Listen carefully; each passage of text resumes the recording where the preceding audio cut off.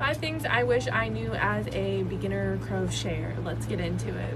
Now before I get too far into this video, make sure to like and subscribe for more crocheting content. So I'm going to discuss a couple things that I feel like are not really talked about enough, especially as a beginner crocheter.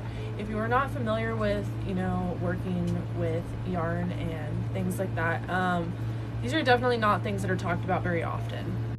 What size hook to use based on the yarn you're using.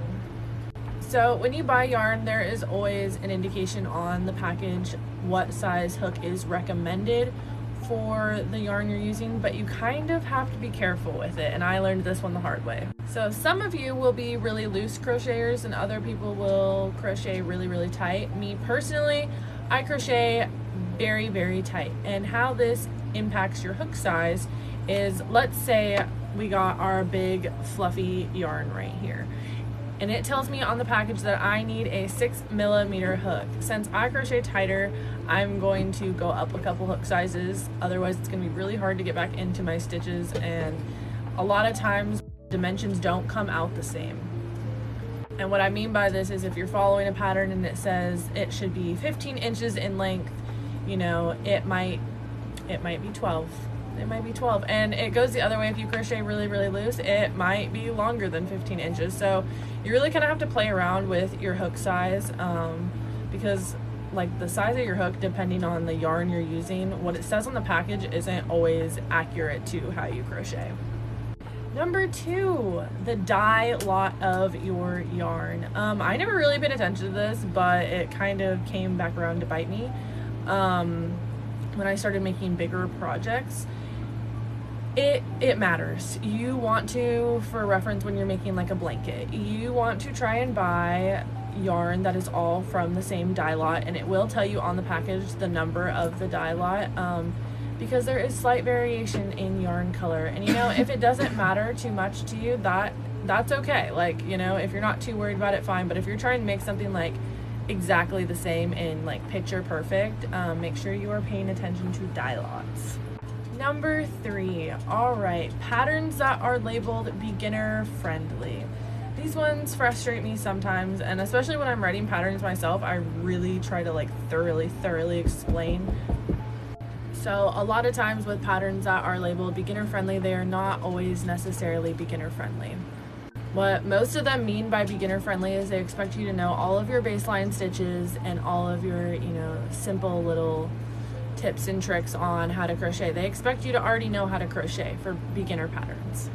I have found that a good way around this, if you are brand new, is to watch YouTube tutorials on how to do your stitches, and find, if you're wanting to already start a pattern, find YouTube tutorials. There are so many good ones that explain to you part for part how to do things, because written patterns just are not always the greatest. Whether you're buying your pattern off Etsy or you have a crochet book, there's a lot of variation in that. And to add to this, you also need to make sure that the instructions of what you're following your pattern or wherever, it's hard to explain. There's a lot of variation in how things are written and how stitches are described. And I did find out from watching a YouTube video recently that depending on where you're from in the world, certain stitches are called certain different things. So just watch out for that. And I definitely don't recommend, if you are a beginner, visual pictures of stitches where they like mark certain stitches as little circles or like little loops almost. Super difficult. Don't recommend this. Number 4, this might sound like a no-brainer, but not all yarn is going to wash in the machine nicely, and not all of it can be dried. I personally like to use a lot of cotton yarn. I would recommend cotton yarn for beginners, especially if you're trying to make clothes and things that are durable. I would recommend cotton, as it can be washed and dried. Acrylic is okay depending on what kind you get. It gets fuzzy. The big thick stuff, I haven't had a problem washing it at all. So far so good. I've been using it for quite a while now. But there is certain kinds of yarn, it will tell you on the package that you have to wash it certain ways, or you can't you know, like machine wash it, you have to hand wash it. So that is another thing to just be careful with, especially when you're just starting out.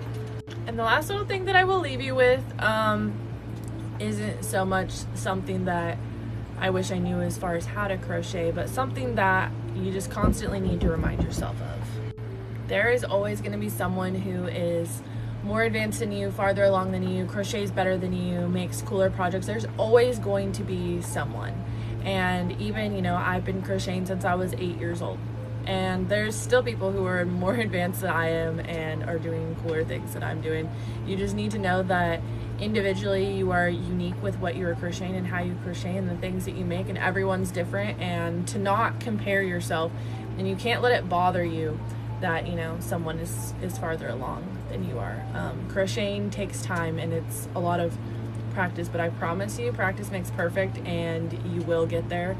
And the feeling you will have once you do get there will be like, oh, it's so satisfying. It's very rewarding.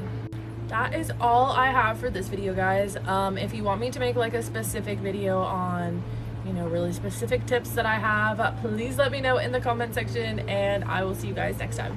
Bye.